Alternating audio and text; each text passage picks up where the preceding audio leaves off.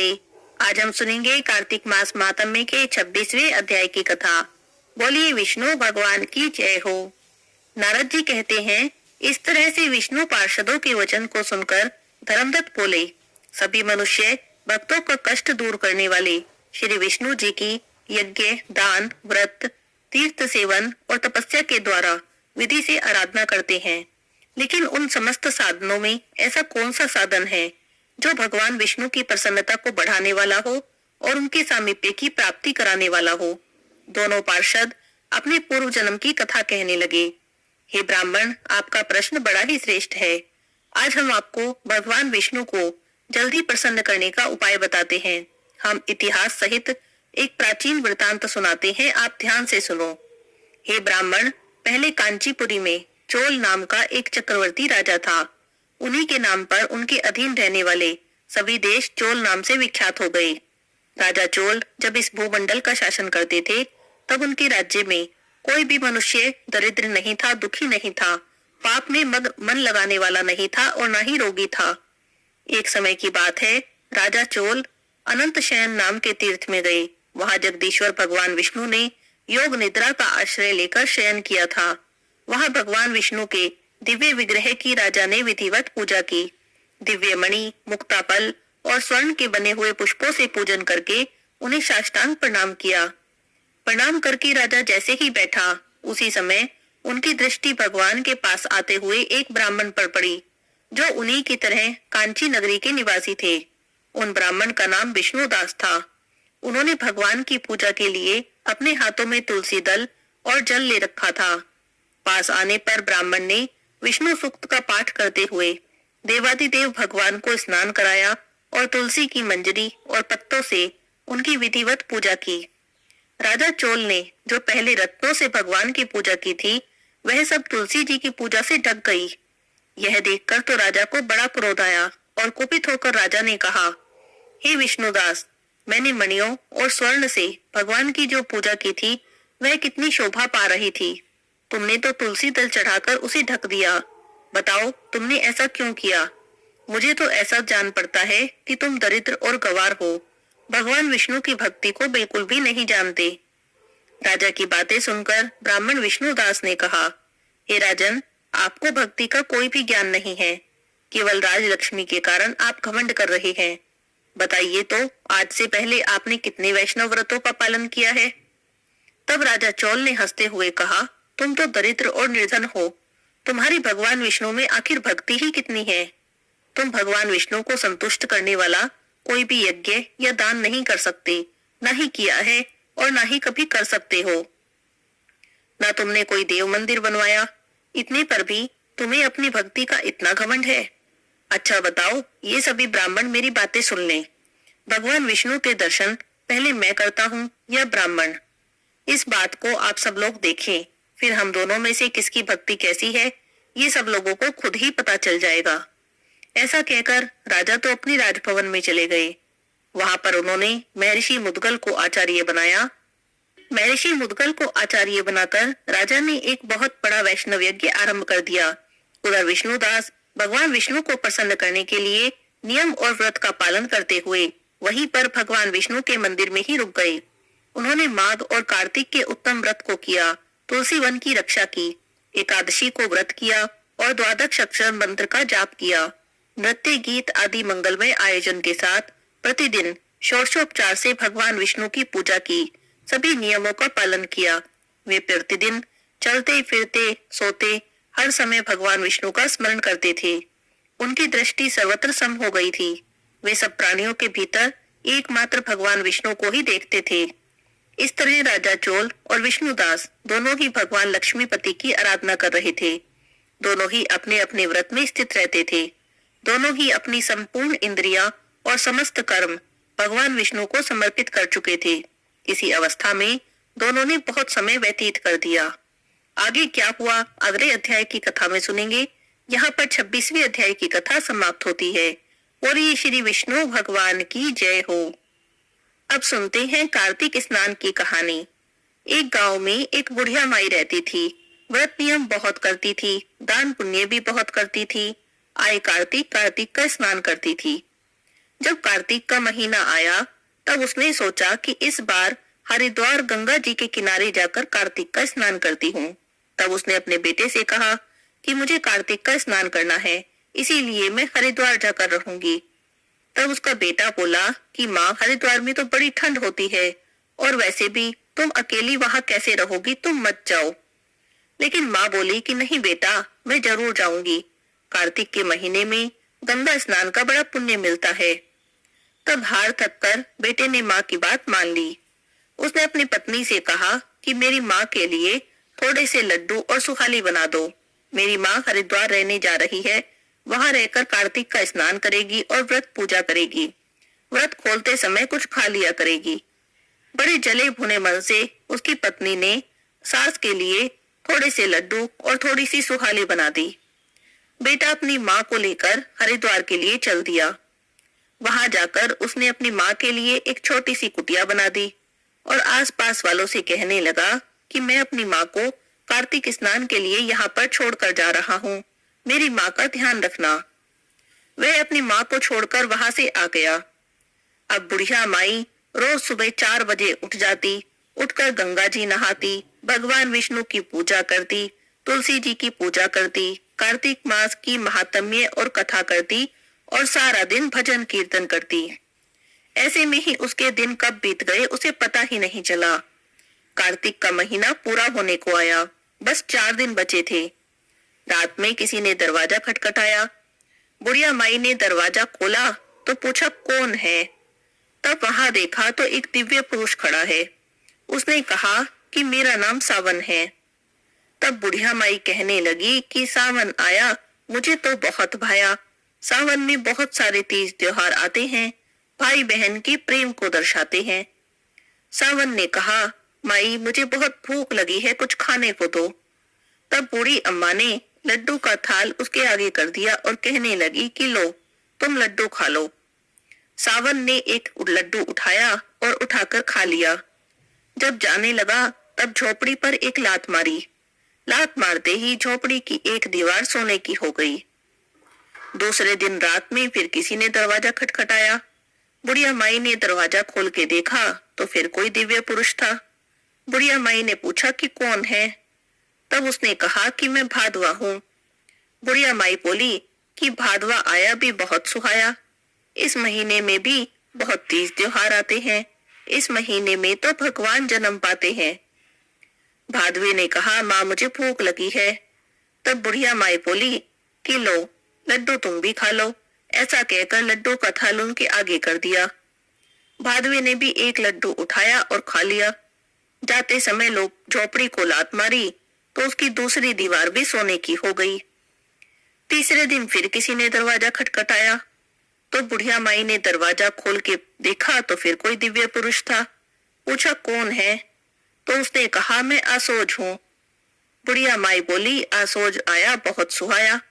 इसमें पितरों के दिन आते हैं, घर में पितर आते हैं, खूब आशीर्वाद बरसाते हैं। माता घर में आती है, खूब धन दौलत बरसाती है। तब आसोज ने कहा कि बुढ़िया माई मुझे भूख लगी है। तो बुढ़िया माई ने लड्डू का थाल उनके आगे कर दिया और बोली लो भाई लड्डू खा लो। उसने भी एक लड्डू उठाया और खा लिया। जाते समय झोपड़ी को जो लात मारी तो तीसरी दीवार भी सोने की हो गई। चौथे दिन फिर किसी ने दरवाजा खटखटाया तो बुढ़िया माई ने दरवाजा खोल के पूछा कि कौन है। तब उन्होंने कहा कि मैं कार्तिक हूँ। बुढ़िया माई तो खुश हो गई, बोली कार्तिक आया, मुझे तो बहुत सुहाया। आप ही के लिए तो इतनी दूर हरिद्वार आई हूँ। बुढ़िया माई ने कार्तिक की खूब आवभगत की। कार्तिक ने कहा कि मुझे बहुत भूख लगी है। बुढ़िया माई ने कार्तिक को भी लड्डू खाने को दिए। कार्तिक ने जाते समय झोपड़ी को लात मारी तो चौथी दीवार भी सोने की हो गई। झोपड़ी की जगह बड़ा महल खड़ा हो गया। करते करते कार्तिक का महीना पूरा हो गया। बुढ़िया माई का बेटा जब उसे लेने आया तो झोपड़ी की जगह पर बड़ा महल देखकर हैरान रह गया। सोचने लगा कि मेरी माँ की झोपड़ी कहाँ गई, मेरी माँ कहाँ गई। आस पड़ोस में पूछा कि मैं अपनी माँ को छोड़कर गया था, उसकी झोपड़ी कहाँ गई। तो सभी कहने लगे कि इस महल में ही तुम्हारी माँ रहती है, तुम अंदर जाकर देखो। उसने अंदर जाकर देखा तो माँ बड़े सुख से बैठी थी। खूब हीरे मोती सोना चांदी हो रहे थे, खूब नौकर चाकर घूम रहे थे। तो उसने पूछा, माँ ये सब कैसे हुआ? तब उसने कहा, बेटा कार्तिक के भगवान की कृपा हुई है। तब उसने बहुत सारा सोना चांदी इकट्ठा किया और अपनी माँ को लेकर चल दिया। घर आया तो उसकी बहू तो देखकर हैरान रह गई। सोचने लगी, मुझे पता होता कि कार्तिक स्नान का इतना फल होता है तो मैं अपनी माँ को ना कार्तिक स्नान करा देती। ईर्ष्या के मारे वो तो जल भुन गई और अगले कार्तिक आने का इंतजार करने लगी। जब अगला कार्तिक का महीना पास आया तब बहू अपनी माँ से कहने लगी कि माँ, इस बार तुम भी कार्तिक का स्नान करने के लिए हरिद्वार में जाकर रहो। पूरे महीने वहीं रहना और आते समय मेरे लिए बहुत सारा सोना लेकर आना। तब उसकी माँ बोली, देख बेटी, तेरी सास तो धर्म कर्म वाली है, पूजा पाठ करती है। 1 महीना वहां रह आई, मेरा तो ना मन लगता है पूजा पाठ में और ना मुझे आता है पूजा पाठ करना। लेकिन उसने कहा कि माँ मुझे नहीं पता, तुम्हें जाकर वहां करना क्या है? तुम्हारे रहने खाने का इंतजाम मैं कर दूंगी, तुम जाकर वहां रह लो और 1 महीने बाद खूब सारा धन लेकर आ जाना। उसकी जिद पर उसकी माँ कार्तिक नहाने को हरिद्वार जाने को तैयार हो गई। अब बहू ने बहुत सारा खाने का सामान बनाकर अपनी माँ को दिया और कहा कि दिन भर तुम खाती रहना और थोड़ा बहुत पूजा पाठ कर लेना। 1 महीना कब निकल जाएगा पता भी नहीं चलेगा। इसने अपने पति से कहा कि जाओ मेरी माँ को भी हरिद्वार छोड़ आओ। तो बेटा अपनी सास को लेकर हरिद्वार गया और वहां जाकर एक कुटिया बना दी। उसमें अपनी सास को छोड़ दिया। आसपास वालों से बोला कि मैं अपनी सास को लेकर आया हूँ, इस बार मेरी सास कार्तिक नहाएगी तो इनका ध्यान रखना। तो लोगों ने कहा ठीक है। अगले दिन सुबह सुबह कार्तिक का जो स्नान था तो सभी लोग उसे जगाने लगे, कहने लगे कि आओ माता जी कार्तिक का स्नान कर लो। तब वो बोली कि ना बेटा, मुझसे तो इतनी सुबह नहीं उठा जाएगा, मुझे तो बड़ी ठंड लगती है, मैं तो ठंडे पानी में नहीं नहा सकती, तुम लोग जाओ। तब वे सब कार्तिक का स्नान करने चली गई। वो बुढ़िया बड़ी सोती रही, सारा दिन सो सोकर निकाल देती, बड़ी सोती रहती और जब भूख लगती तो उठकर कुछ खा लेती। ना कोई पूजा पाठ करती, ना तुलसी सींचती, ना भगवान की पूजा करती, कुछ ना करती, बस पड़ी रहती।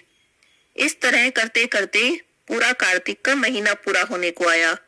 अंतिम 4 दिन बचे थे। रात में किसी ने दरवाजा खटखटाया तो उसने उठकर दरवाजा खोला, उठकर पूछने लगी कि कौन है। तब देखा तो एक दिव्य पुरुष खड़ा था। उसने कहा, मैं सावन हूँ। उसने कहा, सावन है तो मैं क्या करूं?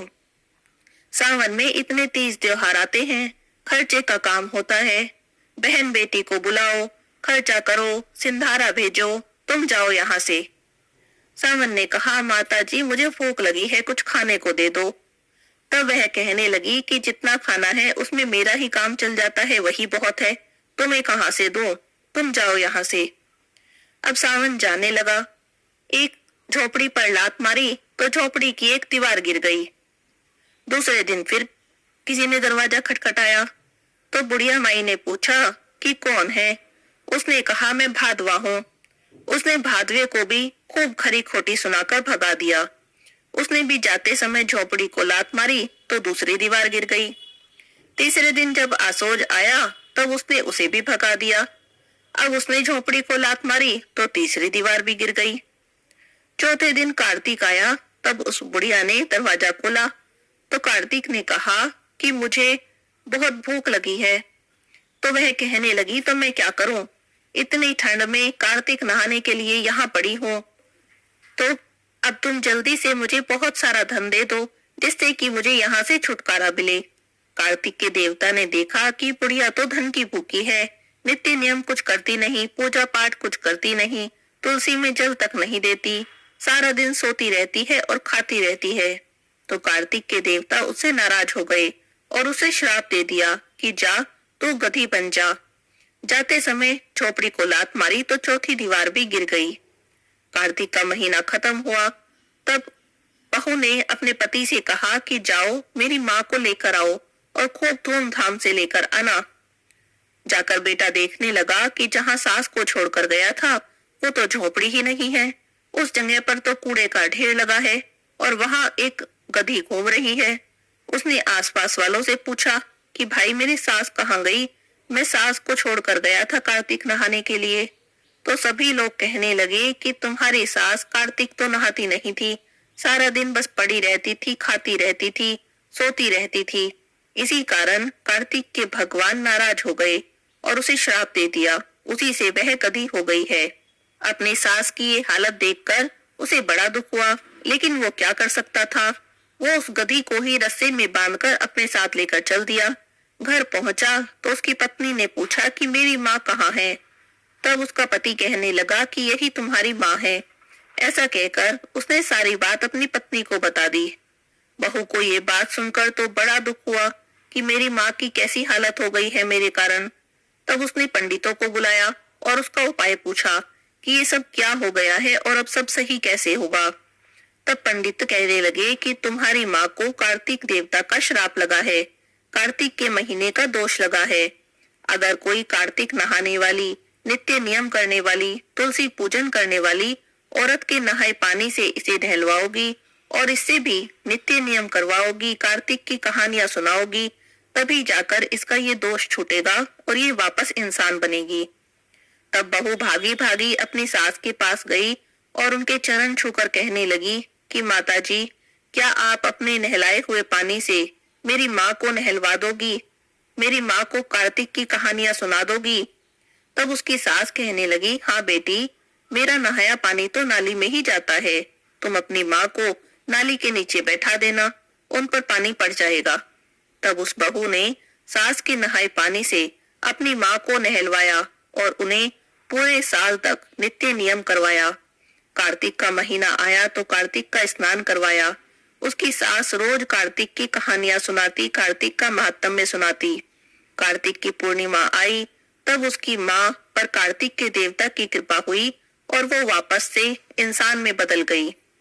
कार्तिक पूर्णिमा पर स्वर्ग से विमान आया और दोनों बूढ़ी महिलाओं को एक साथ लेकर स्वर्ग को गया। हे कार्तिक के देवता, जैसे आपने बूढ़ी माई पर दया की वैसे ही सब पर करना, जैसे बहू की माँ पर क्रोध किया ऐसे किसी की पे मत करना। बोलिए कार्तिक देवता की जय हो, विष्णु भगवान की जय हो। नगर बसेरे की कहानी। किसी गांव में एक जाट रहता था और एक भाट रहता था। दोनों में बड़ी मित्रता थी। एक दिन की बात है, जाट तो अपनी बहन के मिलने चला और भाट अपने ससुराल चला। रास्ते में कुएं की पाल पर दोनों मिले और बैठ गए। जाट कहने लगा, आ भाई नगर बसेरा कर ले।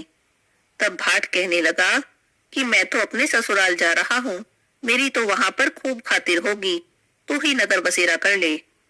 अब जाट कुएं की पाल पर बैठ गया, पानी की घंटी ले ली, चावल के दाने ले लिए और नगर बसेरा करने लगा। नगर बसेरा करते बोला कि नगर बसेरा जो करे सो मल धोवे पाँव, ताता मांडा तापसी देगी मेरी माँ, माँ ना देगी मावसी देगा द्वारिका का वासी, मीठा मीठा घास वृंदावन का वास, 5 कुल्ठी 6ठी रास मेरा जिबड़ो श्री कृष्ण जी के पास, डालो पानी हो जाएगी झट से निकल जाए मेरा जी। इस तरह नगर बसेरा करके चल पड़ा। जाट के बहन ने उसकी खूब खातिरदारी की, बुरा चावल जिमाकर खूब बातचीत की। भाट अपनी ससुराल पहुंचा तो देखा ससुराल में आग लगी पाई। बुझाते बुझाते, राख उठाते उठाते हाथ भी काला, मुंह भी काला, रोटी ना पानी। पड़ोसन आई तो बोली, जवाई आया है, कुछ उसको भी पूछ लो। सास बोली, क्या करूं, मेरा तापता भूखता चला आया। पड़ोसन ने एक रोटी और थोड़ी सी छाछ दी। उसे भूख लगी थी, उसने खा ली। शाम को अपने घर आ गए। घर आते समय दोनों फिर मिले तो दोनों ने पूछा, बता तेरी कैसी रही। तो भाट ने कहा कि मेरे ससुराल में तो आग लग गई थी, बुझाते बुझाते हाथ भी काला, मुंह भी काला, रोटी ना पानी।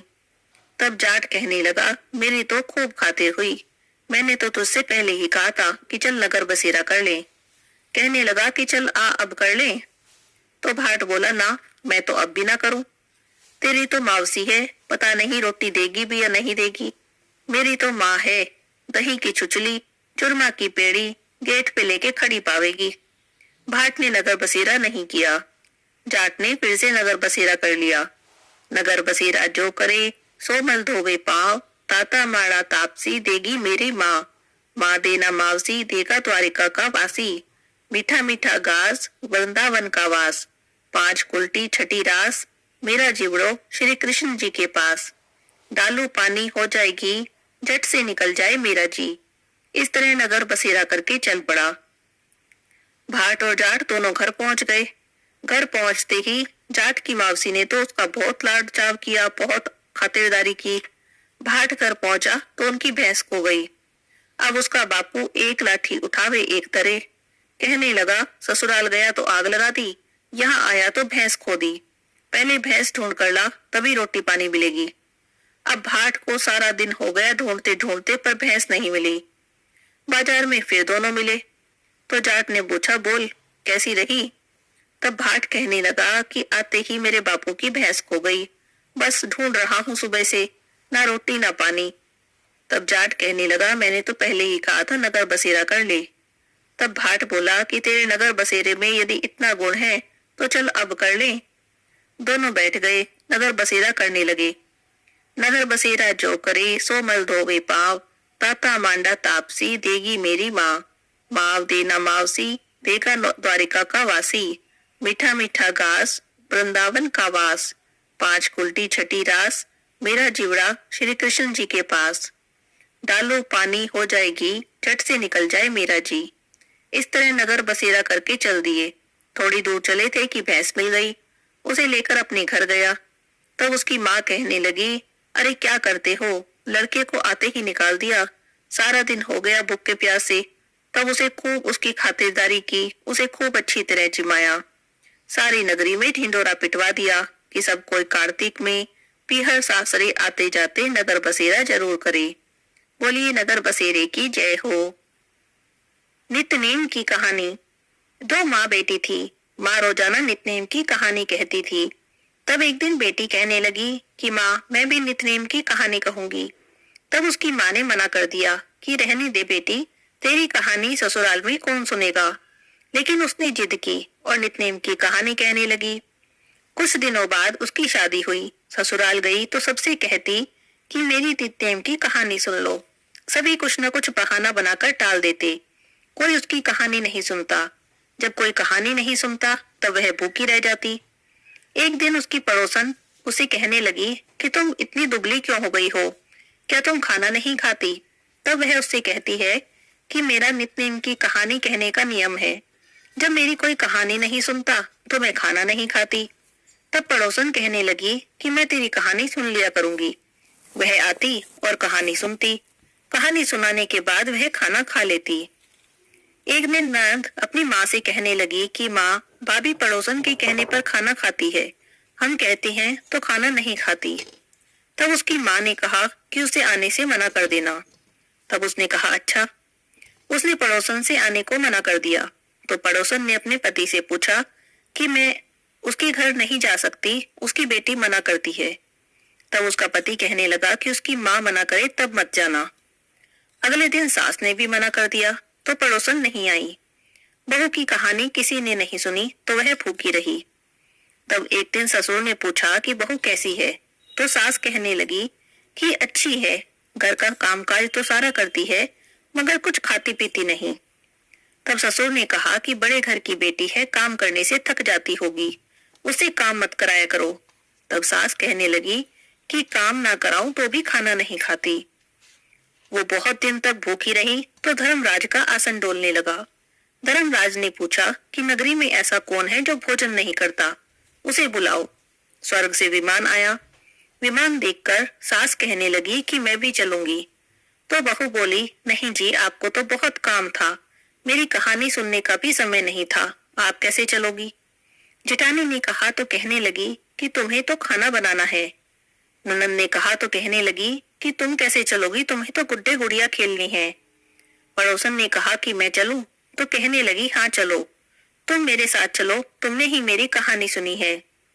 तब वह पड़ोसन के साथ जाकर विमान में बैठ गई। सब कहने लगे कि तुम तो बड़ी भाग्यवान हो जो जीते जी स्वर्ग जा रही हो, मरकर तो सभी जाते हैं। नितनेम की कहानी का ही प्रभाव था कि वह जीते जी स्वर्ग को गई। कार्तिक मास के रविवार की कहानी। एक बुढ़िया माई थी, रविवार की व्रत करती थी। उसके गोबर का नियम था, गोबर से चूल्हा लीपती तब ही रोटी बनाकर खाती। उसकी पड़ोसन के पास गाय थी, उसके यहाँ से गोबर ले आती। एक दिन पड़ोसन ने ईर्ष्या के मारे गाय अंदर बांध ली। बुढ़िया माई को उस दिन गोबर नहीं मिला, ना उसने गोबर मिला, ना उसने चूल्हा लिपा और ना ही बनाया न खाया। ऐसे ही भूखी पड़ी रही। सपने में सूर्य नारायण भगवान आए और पूछा, बुढ़िया माई भूखी क्यों पड़ी है? तब बुढ़िया माई बोली कि मेरे गोबर का नियम है, चूल्हा गोबर से लीप के तभी रोटी बनाती हूँ और तभी भोग लगा के खाती हूँ। मुझे आज ना गोबर मिला, ना मैंने लीपा और न खाया। तब भगवान सूर्य नारायण सोचने लगे कि अगर बुढ़िया माई भूखी पड़ी रही तो पड़े पड़े मर जाएगी, मेरे दोष लगेगा। तब सूर्य नारायण बोले कि बुढ़िया माई बाहर निकल के देख, तेरी गोरी गाय और बछड़ा बंधे हैं। गाय ने एक लड़ी सोने की करी, एक गोबर की करी। पड़ोसन ने देख लिया, सोने की लड़ी को पड़ोसन ने उठा लिया, गोबर की लड़ी बुढ़िया ले आई। उसने चूल्हा लिपा, लीप पोत के रोटी बनाई, भोग लगाया और खा ली। अब वो रोज ऐसे ही करने लगी। सूर्य नारायण भगवान सोचने लगे कि मैंने बुढ़िया माई को धन दिया, लेकिन बुढ़िया माई को तो लेना ही नहीं आया। अब सूरज भगवान ने अपनी माया फैला दी और आंधी मेघ बरसा दिए। बुढ़िया माई ने देखा तेज आंधी चल रही है, बारिश हो रही है, तब उसने गाय अंदर बांध ली। अब जब गाय ने एक सोने की लड़ी की, एक गोबर की पोथी की, तब बुढ़िया माई को पता चला। तब उसने सोने की लड़ी भी घर में रख ली और गोबर से चूल्हा लीप के रोटी बना के खा ली। अब पड़ोसन को उस दिन सोना नहीं मिला तो उसे बड़ा गुस्सा आया। उसने राजा से शिकायत कर दी कि बुढ़िया की गऊ तो सोना हकती है, ऐसी गऊ तो राजा महाराजा के होनी चाहिए। राजा ने नौकर भेज के गाय अपने घर मंगा ली। राजा बोला कि गलीचे बिछा दो, गऊ तो सोना हगेगी। गाय ने सारा घर गोबर से भर दिया। राजा ने बुढ़िया माई बुलवाई और पूछने लगे कि तुम्हारे घर पर तो सोना हगे, हमारा गोबर से भर दिया। तब वह कहने लगी कि महाराज जी, मेरे तो गोबर का नियम है, गोबर से चूल्हा लीप के खाना बना के खाती हूँ। एक दिन गोबर नहीं मिला तो भूखी पड़ी रही और सो गई। सपने में सूरज नारायण दिखे और उन्होंने कहा कि बुढ़िया माई भूखी क्यों पड़ी है। तब मैंने उन्हें बताया कि आज मुझे गोबर नहीं मिला। तब उन्होंने कहा कि बाहर जाके देखो। मैंने जाके देखा तो गाय बछड़ा बंधे थे। अब गाय एक सोने की लड़ी करे, एक गोबर की। पड़ोसन सोने की ले जाती और गोबर की मैं ले आती। एक दिन आंधी तूफान आए तो मैंने गाय अंदर बांध ली। तब जाके मुझे पता चला कि एक सोने की लड़ी और एक गोबर की पोथी करती है। पड़ोसन को उस दिन सोना नहीं मिला तो आपसे चुगली कर दी, मुझे तो सूरज नारायण भगवान ने दी है। तब राजा ने बुढ़िया माई को गाय भी दी और पुरस्कार भी दिया, बहुत सारा धन दिया। पड़ोसन को दंड दिया, जैसे बुढ़िया माई को आए वैसे सबको आना, कहते सुनते हुंकारा भरते को। बोलो सूरज नारायण भगवान की जय हो। तुलसी माता की आरती। तुलसी महारानी नमो नमो, तुलसी महारानी नमो नमो, हरि की पटरानी नमो नमो, तुलसी महारानी नमो नमो।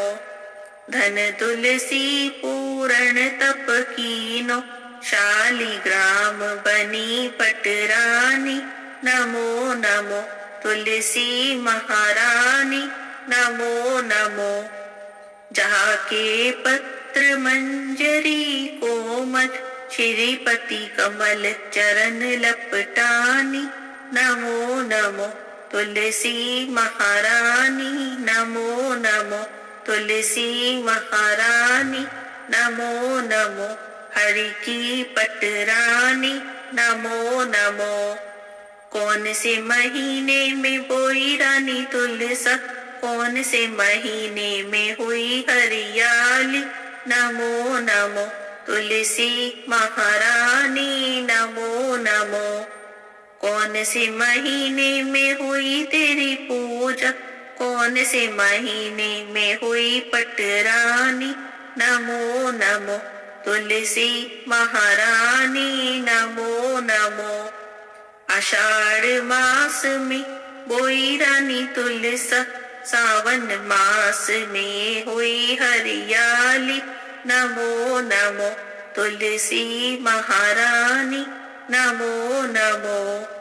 कार्तिक मास में हुई तेरी पूजा, मंगसिर मास में हुई पटरानी। नमो नमो तुलसी महारानी, नमो नमो। धूप दीप नैवेद्य आरती, पुष्पन की वर्षा बरसानी। नमो नमो तुलसी महारानी, नमो नमो। 56 भोग 3600 व्यंजन, बिन तुलसी हरि एक न मानी। नमो नमो तुलसी महारानी, नमो नमो। जो कोई तुलसा जी को सवेरे गाए, श्री कृष्ण के दर्शन पाए। नमो नमो तुलसी महारानी, नमो नमो।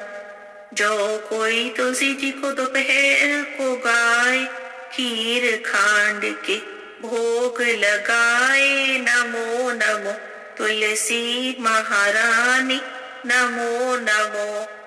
जो कोई तुलसी माँ को शाम को गाए, श्री कृष्ण जी की आरती उतारे। नमो नमो तुलसी महारानी, नमो नमो। जो कोई तुलसी जी को रात में गाए, श्री कृष्ण जी के चरण दबाए। नमो नमो तुलसी महारानी, नमो नमो। सभी सखी मैया तेरो यश गावे, भक्ति दान दीजो महारानी। नमो नमो तुलसी महारानी, नमो नमो। हरि की पटरानी, नमो नमो तुलसी महारानी, नमो नमो। बोलिए तुलसी माता की जय हो, विष्णु भगवान की जय हो, लक्ष्मी माता की जय हो।